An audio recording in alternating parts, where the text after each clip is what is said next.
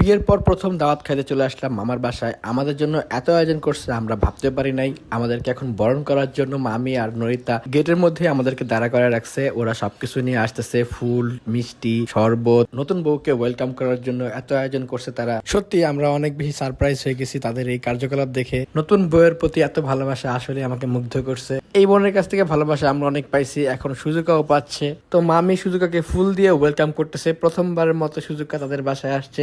আয়োজনের কোনো কমতি রাখে নাই মামি। এখন মামি নিজে হাতে মিষ্টি নিচ্ছে, মিষ্টি খাওয়াই দিবে সুজুকাকে। সত্যি খুব ভালো লাগতেছিল ব্যাপারটা। আমাকেও মামি এখন মিষ্টি খাওয়াই দিচ্ছে। এমন মামি পাওয়া আসলেই ভাগ্যের ব্যাপার। নতুন বউকে বরণ করার জন্য কোনো কমতি রাখে নাই মামি। এখনো ভিতরে ঢুকতে পারি নাই, না জানি আর কত কিছু আয়োজন করছে মামি। যেহেতু ঢুকার আগে এত কিছু পাইছি, অবশ্যই ভিতরে গেলে আর অনেক কিছু থাকবে আমাদের জন্য। তো চলেন গাইজ আমরা এখন ভিতরে যাই। আমরা যেহেতু আজকে চিফ গেস্ট, আজকে অনেক কিছুই থাকছে ব্লগের মধ্যে। ঢুকেই সুজুকা মুরব্বীদের সাথে আড্ডায় বসে গেছে। সবাই মিলে একটা স্পেশাল কুনাফা আনপ্যাক করতেছে। এটা দাদুর হাতে বানানো, এটা নাকি অনেক মজা হয়, এর জন্য স্পেশালি দাদু বানায় আনছে।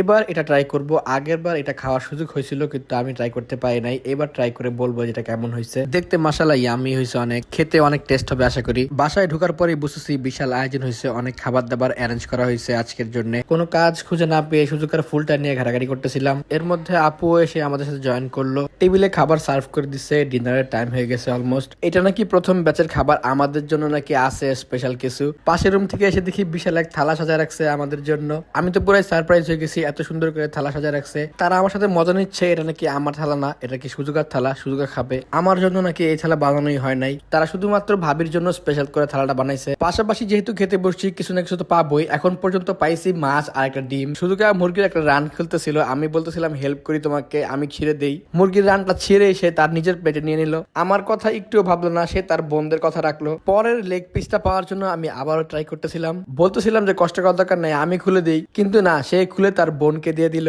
বিয়ের পর বুঝি এগুলাই হয়, হায় রে কপাল। লেগ পিস হারানোর বেদনায় এখন আর কি করার। এখন সুজুকা আমাকে বলছে যে এখন তুমি ছিঁড়ে ছিঁড়ে যারা আছে তাদেরকে দাও। যখন বলছিলাম তখন দেয় নাই, দিলে তো অবশ্যই লেগ পিসটা আমার প্লেটে রাখতাম, হাত ছাড়া হইতে দিতাম না। লেগ পিসটা দিয়ে কি সুন্দর করে সুজুকা খাইলো, আমার কথা একটুও ভাবলো না। পরে আমি রোস্ট দিয়ে খাইছি, কিন্তু এই লাল মুরগি আমি আর খাই নাই। সুজুকা আবার তাকায় তাকায় দেখে আমি কি দিয়ে খাচ্ছি। খাওয়া দাওয়া শেষ করার পর দেখি কেক নিয়ে তারা বসে আছে। এই কিউট কেকটা আপু আমাদের সবার জন্য নিয়ে আসছে।